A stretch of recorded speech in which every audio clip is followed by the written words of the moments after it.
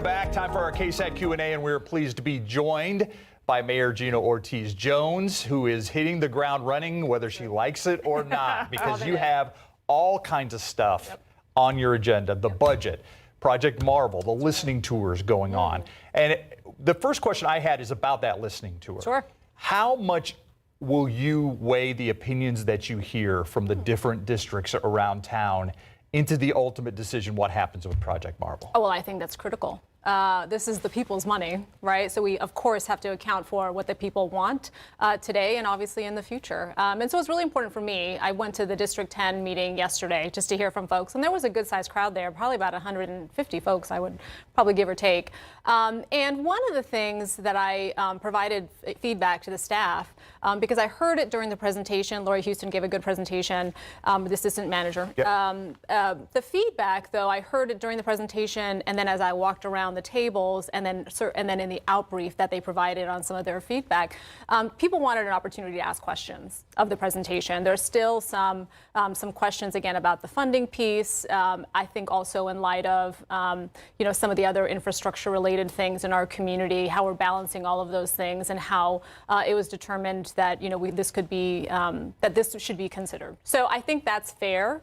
And we should absolutely, hear all of that.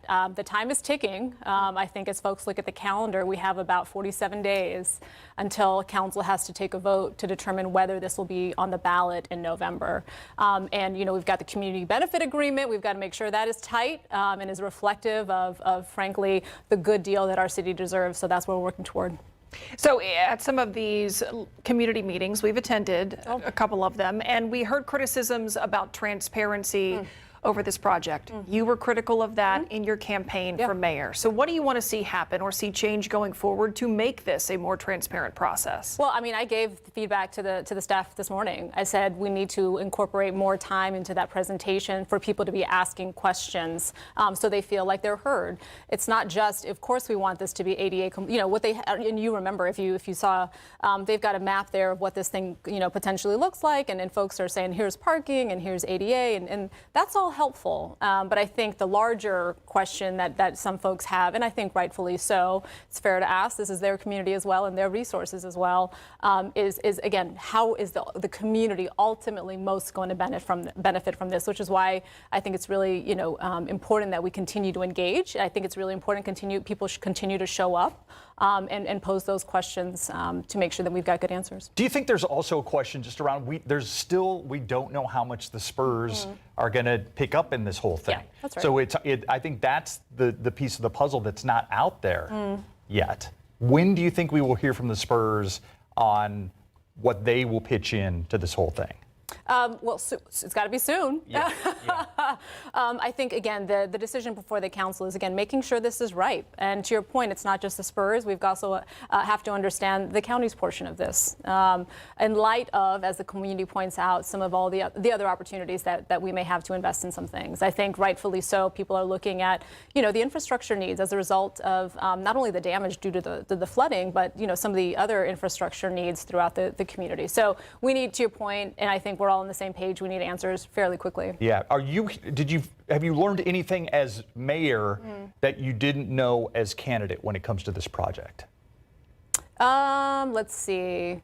When it comes to this project. When it comes to Project Marvel, I mean, is it changed in your opinion in any way since you become mayor? I mean, are you still just kind of like you always talked about? We need to see the data. We need to see what it ends up being for a city, engagement for what the city is going to put forward. Yeah, no, for me, there's not anything new. I think what is important is, again, working very, very quickly with the staff to ensure, and the Spurs, to make sure we've got a good community benefit agreement. 47 days, it's a short timeline, and we've got to make sure not only are there good things that I will say also the community engagement, as we are at this point in time now getting some of that, I think people, to your point earlier, maybe have felt a little bit more bought in had this started a little bit earlier.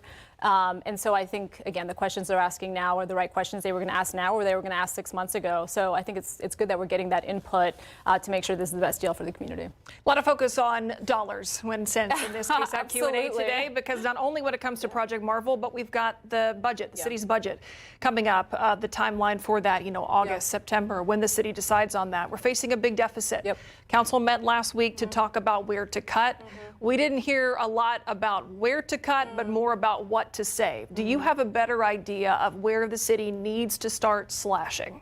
Well, that's a very dramatic way of putting it. Well, when you're faced with, tens of millions of dollars of deficit that could be 150 plus in the years to come. So that's the reality of where we're at, 150 million in 2027. So how can we help ourselves in 2026 to ease that, right? I've been very clear, and you heard me say it last week, we need to minimize, well, first of all, we need to fund our no-fail missions, right? Those folks that keep us safe, they've got to have the resources to do that, minimize any long-term impacts, and then minimize the impacts to the most vulnerable. As we now see that this bill has passed in Washington, D.C., and in the real cuts that we're going to start to see, for especially those on fixed income and our most vulnerable. I think we take all of that now into context as we look at where we may have some opportunities in our budget. But yes, I mean, in that budget priorities, the budget goal setting session, there were, similar. I also would like to plus up in certain areas, but I mean, it's very clear we're not getting any extra money, right? In fact, we're actually having to look under every rock to see how we might be able to actually defer some of these things, potentially pay for certain projects out of the bond, for example, but then also look at potential opportunities like the TERS, tax increment reinvestment zone, those things that have maybe reached their utility, if you will, and as we as a community determine that there may be a better benefit, and that means that money into the general fund. How heavily are you leaning on the city manager's office to give you recommendations? Well, I mean, Eric has been a great partner in this transition, and the entire staff, in fact, actually, his deputy, Maria.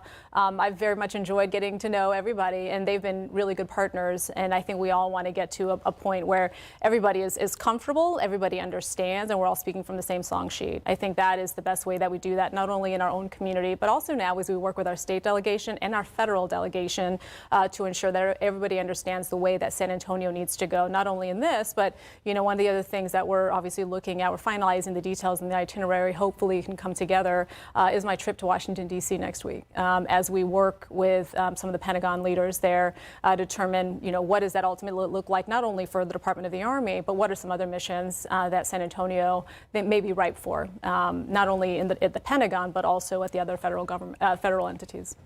Mayor Jones, we appreciate you being here. Thank you. Can I say one more thing? For sure. All right. So I've had a really exciting week. And so for those that don't know, the mayor sits on the board of both CPS and of SAWS. Right. And CPS, we just had a board meeting, and if you don't mind, I would always use kind of these opportunities to help just flag information for people that they might not have, but would be very helpful to them. So CPS has a program, it's called the Critical Care Program, and that is if you rely on an electrical-powered medical piece of equipment, so a CPAP machine, dialysis, a medical bed, medically operated oxygen, if you use any of that, you would qualify for a critical care program. And what that is CPS will allow you additional time to pay your utility bill. What it is, they've got a short application on their website. Go fill that out. You just have to have the doctor attest that you need it, and that helps you. In looking at the numbers, we've got 1.5 million people in our community. There's only 3,000 people that take advantage of that, and we know there are many more people that could use that. So please look that up, Critical Care Program, if that's something that could help you or your family. Yeah, thanks for sharing that. Thank you all. We'll be right back.